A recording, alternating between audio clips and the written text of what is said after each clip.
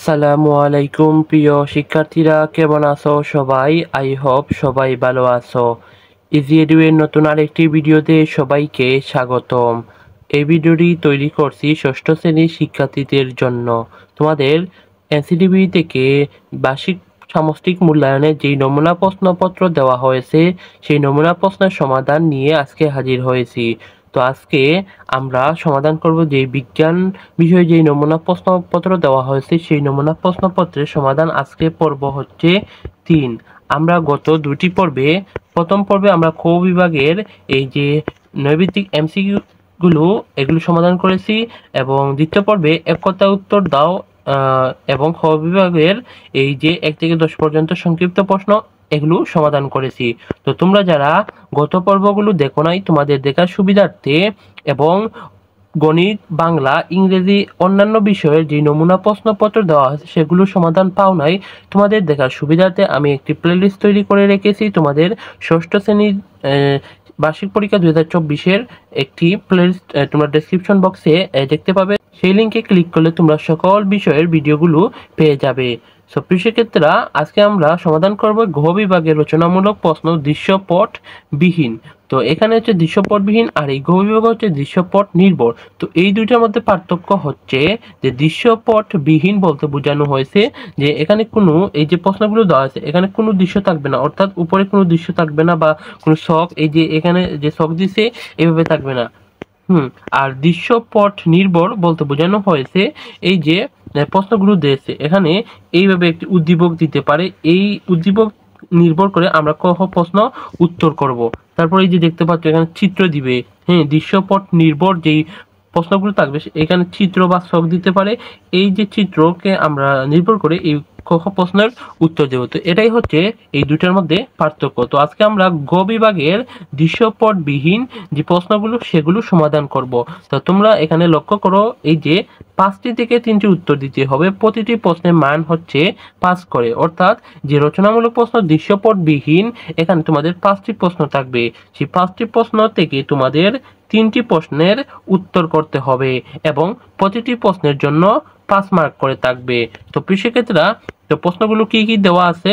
তো 1 নম্বর প্রশ্নটি হচ্ছে একটি উদাহরণের মাধ্যমে বৈজ্ঞানিক অনুসন্ধান পদ্ধতির ধাপগুলো আলোচনা করো।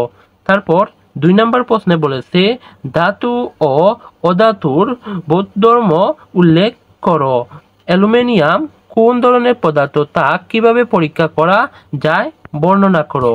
তারপর 3 নম্বরে একটি ছক দিয়েছে, তো এই যে ছক দিয়েছে তো এই ছকটি থেকে আমরা কি করব, এই যে ক নাম্বার প্রশ্ন বলছে যে ছকের কিছু তথ্য দেওয়া আছে বাকি তথ্য পূরণ করো, অর্থাৎ এই যে এখানে এই তথ্যগুলো মানে পূরণ করা আছে কিন্তু এই যে খালি যে বক্সগুলো আছে সেগুলো কি করতে বলছে, পূরণ করতে বলছে। তারপর খ নাম্বারে বলছে ছকের কোন পদার্থ কি কোন পদার্থ কি পানি বাষ্পে যুক্তি সহ লিখো।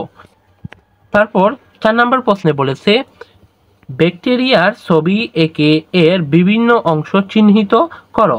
তারপর 5 নম্বর প্রশ্নে বলেছে সরল যন্ত্র বলতে কি বোঝায়। সরল যন্ত্র হিসেবে চাকা এবং অক্ষরের যান্ত্রিক সুবিধা আলোচনা করো। সো প্রিয় শিক্ষার্থীরা, আমি এখন তোমাদের এই যে গ বিভাগের রচনামূলক প্রশ্ন দৃশ্যপটবিহীন এক এক করে প্রতিটি প্রশ্নের সমাধান দেখিয়ে দিচ্ছি। তো প্রিয় শিক্ষার্থীরা, 1 নম্বর প্রশ্নটি ছিল যে একটি উদাহরণের মাধ্যমে বৈজ্ঞানিক অনুসন্ধান পদ্ধতির ধাপগুলো আলোচনা করো। তো আমরা এর উত্তর এভাবে লিখব যে বৈজ্ঞানিক অনুসন্ধান পদ্ধতির ধাপগুলোর আলোকে উদাহরণ হিসেবে পিঁপড়ার সারি বেঁধে চলা এবং সারি ভেঙে দিলে কিছুক্ষণের মধ্যে আবার সারি বেঁধে চলার বিষয়ে নিচে আলোচনা করা হলো। তো এখানে 1 নম্বর পয়েন্ট দিয়েছে পর্যবেক্ষণ, সারি ভেঙে দিলে পিঁপড়ারা আবার নতুন করে সারিটি তৈরি করে ফেলে। 2 নম্বরে দিয়েছে প্রশ্ন নির্ধারণ, সারি ভেঙে দিলেও পিঁপড়ারা আবার কিভাবে সারিবদ্ধ হয়।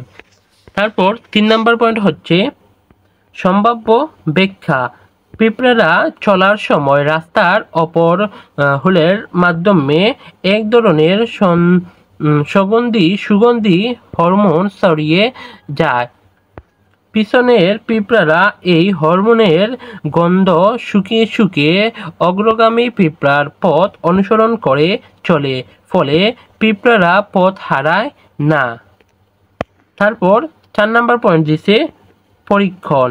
চলমান একটি পিঁপড়া সারি ভেঙে দিলে পিঁপড়ারা বিশৃঙ্খল হয়ে এদিকে ওদিকে চলা শুরু করে, মাঝে মাঝে দাঁড়িয়ে কিছু একটা পরখ করে, অতঃপর পিঁপড়ারা আবার সারিবদ্ধ হয়ে চলা শুরু করে। তারপর 5 নম্বর পয়েন্ট হচ্ছে সিদ্ধান্ত। পরীক্ষার ফলাফল বিশ্লেষণ করে এই সিদ্ধান্তে উপনীত হতে পারি যে পিঁপড়াদের সারি ভেঙে দিলেও তাদের হুল নিঃসৃত হরমোনের গন্ধ শুকিয়ে আবারও সারটি তৈরি করে ফেলে। এবং 6 নম্বর পয়েন্ট হচ্ছে অন্যদের জানানো। পরীক্ষার ফলাফল অন্য সহপাঠীদের সাথে শেয়ার করতে হবে। সো আই হোপ শিক্ষিতরা তোমরা বুঝতে পেরেছো। তো এই ছিল 1 নম্বর প্রশ্নের সমাধান। সো শিক্ষিতরা তারপর 2 নম্বর প্রশ্নটি ছিল ধাতু ও অধাতুর বোধধর্ম উল্লেখ করো। অ্যালুমিনিয়াম কোন ধরনের পদার্থ তা কিভাবে পরীক্ষা করা যায় বর্ণনা করো। তো এর উত্তর আমরা এভাবে লিখব, ধাতু ও অধাতুর বোধধর্ম সমূহ নিচে উল্লেখ করা হলো। ধাতু সমূহের বোধধর্ম। তো 1 নম্বরে হচ্ছে ধাতু সমূহ শান্ত উচ্চ ঘনত্বের।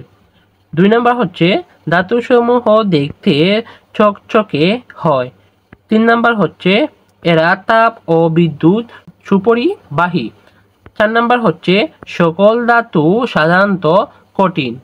5 নম্বর হচ্ছে বেশিরভাগ ধাতুই শক্ত। 6 নম্বর হচ্ছে ধাতুসমূহ গাছসহ ও নমনীয় প্রকৃতির। তো তারপর আমরা লিখব অধাতু সমূহের ভৌত ধর্ম। তো 1 নম্বর হবে অধাতু সমূহ দেখতে চকচক করে না। 2 নম্বর হচ্ছে এরা তাপ ও বিদ্যুৎ অপরিবাহী। 3 নম্বর হচ্ছে এরা ভঙ্গুর প্রকৃতির। 4 নম্বর হচ্ছে অধাতু সমূহ গাছসহ প্রসারণশীল নয়। 5 নম্বর হচ্ছে এগুলোর ঘনত্ব কম। 6 নম্বর হচ্ছে অধাতু সমূহ সাধারণত তাপমাত্রায় গ্যাসীয়। তো তারপর আমরা লিখব অ্যালুমিনিয়াম Al একটি ধাতু। অ্যালুমিনিয়াম যে ধাতু তা তাপ পরিবাহিতার পরীক্ষাটি দ্বারা নিচে দেখানো হলো। তো প্রয়োজনীয় উপকরণ হচ্ছে অ্যালুমিনিয়ামের পাত্র, পানি, দিয়াশলাই, চুলা। কাজের বিবরণ। অ্যালুমিনিয়ামের তাপ পরিবাহিতা বেশি হওয়ায় এটি সহজেই পাত্রে রাখা দ্রব্যকে দ্রুত তাপ প্রদান করতে পারে। এক্ষেত্রে তো 1 নম্বর দিয়েছে প্রথমে দিয়াশলাই দ্বারা চুলা জ্বালিয়ে নেই। তারপর 2 নম্বর হচ্ছে এরপর পানিসহ অ্যালুমিনিয়ামের পাত্রটি চুলায় বসিয়ে তাপ দিতে থাকি। তারপর 3 নম্বর বলছে এক পর্যায়ে দেখা যাবে পাত্রটি তাপ গ্রহণ করে, তার প্রভাবে পাত্রের পানি দ্রুত গরম হয়ে পরে ফুটতে থাকবে। অর্থাৎ এই যে আমরা এই যে চিত্র যদি লক্ষ্য করি যে আমরা প্রথমে কি করি, এই যে একটি অ্যালুমিনিয়ামের এই পাত্র, তো এই পাত্রকে আমরা যদি তাপ দিই, এই যে একটি চুলা, তো এইটি হচ্ছে অ্যালুমিনিয়ামের পাত্র, তাপ দিই যে অ্যালুমিনিয়ামের ধাতু তাপ ও সুপরিবাহিতে পরীক্ষা করা হচ্ছে। তো এই যে তাপ দিই তো পাত্রটি গরম হবে এবং এখানে যদি এই পাত্রে পানি দিই তাহলে কিছুক্ষণ পরে এই পাত্রে যে পানি সেগুলো গরম হয়ে ফুটতে থাকবে, এই কথা বলা হয়েছে। তো তারপর আমরা লিখব সিদ্ধান্ত। পাত্রটি অ্যালুমিনিয়াম ধাতুর হওয়ায় এটি সহজেই তাপ গ্রহণ করে, যা দ্রুত তাপকে সঞ্চারিত করে পানিকে ফুটাতে সাহায্য করে। এভাবে প্রমাণিত হয় যে অ্যালুমিনিয়াম একটি ধাতু বা তাপ সুপরিবাহী। তো আইএফপি সেক্ষেত্রে তোমরা 2 নম্বর প্রশ্নের সমাধানটিও বুঝতে পেরেছো। তো তারপর 3 নম্বরে যে প্রশ্নটি ছিল, তো এই যে এখানে একটি ছক দিয়েছে, এই ছকে পদার্থের নাম এখানে দিয়েছে ঘনাকৃতির লোহার খণ্ড, তারপর কাচের তৈরি পেপার ওয়েট, তারপর হচ্ছে পারদ, আর এখানে দিয়েছে পদার্থের অবস্থা। আমরা এই খালিঘরগুলো পূরণ করব। আর এখানে হচ্ছে বর গ্রাম, অর্থাৎ এখানে এই খালিঘরগুলো আমরা পূরণ করব। আর এখানে যে আয়তন সেমি, আর এখানে হচ্ছে ঘনত্ব গ্রাম বা সেমি। তো সেক্ষেত্রে এখানে আগে কি বলছে যে ক নম্বরে ছকের কিছু তথ্য দেওয়া আছে, বাকি তথ্য পূরণ করতে হবে। তো সেক্ষেত্রে আমরা ক নম্বর প্রশ্নের সমাধান দেখে নেই। তো আমরা এভাবে লিখব যে গোলাকৃতি লোহার খণ্ড ও কাচের তৈরি পেপার ওয়েটের অবস্থা কঠিন এবং পারদের অবস্থা তরল। গোলাকৃতি লোহা খণ্ডের ভর আয়তন গুণ ঘনত্ব, তারপর সমান দিব 1⁻3 তারপর গুণ 7.8 গ্রাম। তারপর আমরা যদি গুণ করি তাহলে পাবো 7.8 গ্রাম, অর্থাৎ 1 3বার হলে 1ই হয়, আর 0.8-এর সাথে গুণ করলে এই 0.8ই হবে। তারপর লিখব কাচের তৈরি পেপার ওয়েটের ভর আয়তন গুণ ঘনত্ব।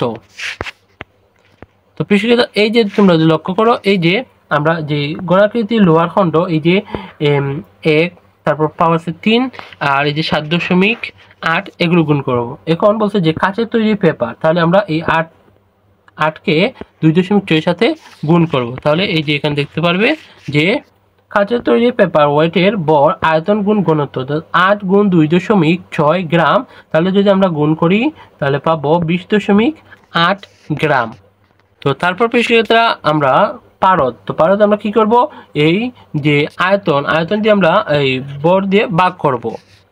তো এই যে আমরা লিখব পারদের ঘনত্ব হবে যে ভর আর নিচে দেব আয়তন। তো আয়তন হচ্ছে 147.05 এবং ভর হচ্ছে 2000 গ্রাম সেন্টিমিটার।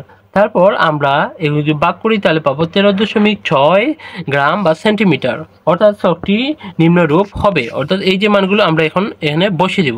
তো এখন আমরা এই যে পদার্থের অবস্থা, গোলাকৃতি লোহার খণ্ড এটি কঠিন, আর কাচের তৈরি হোয়াইট পেপার সেটি কঠিন এবং পারদ হচ্ছে তরল, আর এই যে এগুলোর বল হচ্ছে 7.8 আমরা পূর্বেই এই যে বের করে নিয়েছি। আর কাচের এই পেপারের যে বল হচ্ছে সেটি হচ্ছে 20.8, আর এটি তো ছিলই। তারপর এই যে এগুলো ছিল, আর এখানে এই যে 8 বসে দিব, আর এখানে এই যে এগুলো তো ছিলই, আর এখানে বসে দিব যে 13.6। সেক্ষেত্রে বুঝতে পেরেছো। সেক্ষেত্রে তারপর খ নাম্বার প্রশ্নে বলেছে শকের কোন পদার্থ কি পানিতে ভাসবে, যুক্তিসহ লিখো। সেক্ষেত্রে আমরা খ নাম্বার প্রশ্নের সমাধান লিখব এভাবে যে শকের কোনো পদার্থই পানিতে ভাসবে না। অর্থাৎ এই যে এই গোলাকৃতির লোহার খণ্ড, এটি কি পানিতে চালে পানিতে ভাসবে না। তারপরে যে কাচের তৈরি পেপার ওয়েট, সেটি পানি যদি আমরা মানে পানিতে ফেলে দিই তাহলে সেটিও ভাসবে না, এবং পারদ সেটিও যদি আমরা পানিতে ফেলে দিই তাহলে ভাসবে না। তাহলে আমরা এই উত্তর লিখব যে শকের কোনো পদার্থই পানিতে ভাসবে না। তো যুক্তি হবে যেসব সকল পদার্থের ঘনত্ব পানির ঘনত্ব অপেক্ষা কম সেসব পদার্থ পানিতে ভাসবে। আমরা জানি পানির ঘনত্ব সমান 1 গ্রাম বা সেন্টিমিটার কিউব, কিন্তু প্রশ্নের শকের সকল পদার্থের ঘনত্ব পানির ঘনত্ব অপেক্ষা বেশি, ফলে শকের কোনো পদার্থ পানিতে ভাসবে না। সেক্ষেত্রে বুঝতে পেরেছ। প্রিয় শিক্ষার্থীরা, তারপরের প্রশ্নটি ছিল ব্যাকটেরিয়া ছবি এঁকে এর বিভিন্ন অংশ চিহ্নিত করো। তো এর উত্তর আমরা এইভাবে লিখবো, ব্যাকটেরিয়া ছবি এঁকে এর বিভিন্ন চিহ্নিত করা হলো। তো এই যে এখানে চিত্রটি লিখে নিয়েছি, তো আমরা একটু ছোট করে স্ক্রিন, তাহলে তোমাদের সুবিধা হবে। তো এই যে ব্যাকটেরিয়াটি আমরা এখানে এঁকে নিলাম। তো এটির এই যে দাগ দিয়েছে এটি হচ্ছে প্লাজমা, তারপর এই যে এই অংশটুকু হচ্ছে এটি হচ্ছে রাইবোসোম। তারপর এই যে এই অংশটুকু এই যে দাগ দিয়ে দিয়েছে, তোমরা বুঝতে পারছো যে প্লাজমিড। তারপর এই যে এটি হচ্ছে কি তার DNA, আর এটি হচ্ছে পিলি, আর এই যে এটি হচ্ছে সাইটোপ্লাজম, আর এটি হচ্ছে কোষ ঝিল্লি, আর এটি হচ্ছে কোষ প্রাচীর, আর এটি হচ্ছে ক্যাপসুল। সেক্ষেত্রে তোমরা চিত্রটি বুঝতে পেরেছো। সেক্ষেত্রে তারপরে প্রশ্নটি ছিল যে সরল যন্ত্র বলতে কি বোঝায়, সরল যন্ত্র হিসেবে চাকা এবং অক্ষের যান্ত্রিক সুবিধা আলোচনা করো। তো এর উত্তর আমরা এইভাবে লিখব, সরল যন্ত্র বলতে আমরা এমন ধরনের যন্ত্রকে বোঝাই যার গঠন খুবই সহজ এবং যেটা ব্যবহারের সুবিধার জন্য প্রয়োগ করা বলকে বৃদ্ধি করতে পারি বা বল প্রয়োগের দিক পরিবর্তন করতে পারি। তারপর সরল যন্ত্র হিসেবে চাকা ও অক্ষের যান্ত্রিক সুবিধা। আমরা জানি যে কোনো চাকা একটি অক্ষের সাপেক্ষে ঘুরে। যদি একটি চাকার ব্যাসার্ধ বড় হয় এবং তার তুলনায় অক্ষের ব্যাসার্ধ ছোট হয়, তাহলে এই অক্ষ চাকার সমন্বয়টি একটি সরল যন্ত্র হিসেবে ব্যবহার করা যায়। মনে করি একটি বড় চাকা এবং তার অক্ষদণ্ড দুটিতেই এমনভাবে দড়ি পেঁচানো আছে যে বড় চাকার দড়ি টেনে সেটাকে ঘুরালে অক্ষদণ্ডটি ঘুরতে থাকে এবং সেখানে এটি অন্য একটা দড়ি পেঁচাতে থাকে। তো এই যে তোমরা চিত্রটি লক্ষ্য করলে বুঝতে পারবে। তারপর বলছে, এখন যদি অক্ষদণ্ডে একটি ভারী ওজন বেঁধে দেওয়া হয় তাহলে দেখা যাবে বড় চাকাটিকে দড়ি টেনে ঘুরিয়ে সহজেই সেটাকে টেনে তোলা যাচ্ছে। যদি বড় চাকাটি ব্যাসার্ধ অক্ষদণ্ডের ব্যাসার্ধের 10 গুণ হয় তাহলে 10 কেজি ওজনের 1 কেজি সমান বল প্রয়োগ করে টেনে তোলা যাবে। অর্থাৎ যান্ত্রিক সুবিধা হচ্ছে, এই যে তোমরা যদি লক্ষ্য করো তাহলে বুঝতে পারবে যে এখানে 10 কেজি একটি দেওয়া আছে, তো এটিকে যদি এভাবে রাখি তাহলে এটি হবে আমাদের ঘুরবে। তো এটি এখানে বলা হয়েছে। তো তারপরে আমরা লিখব যান্ত্রিক সুবিধা সমান বড় চাকার ব্যাসার্ধ এবং অক্ষদণ্ডের ব্যাসার্ধ। তো প্রিয় শিক্ষার্থীরা, এই ছিল আজকের ভিডিও। তো এই তোমাদের যে প্রশ্নগুলো সেগুলোর সমাধান দেখিয়ে দিছি। আই হোপ তোমরা বুঝতে পেরেছো। তো আমরা পরবর্তী পর্বে তোমাদের এই ঘ বিভাগের রচনামূলক প্রশ্ন, দৃশ্যপট নির্ভর সেগুলো নিয়ে আলোচনা করব। তো সেই ভিডিও দেখার আমন্ত্রণ জানিয়ে আজকের ভিডিও এখানে শেষ করছি। সবাই ভালো থাকো, সুস্থ থাকো, আল্লাহ হাফেজ।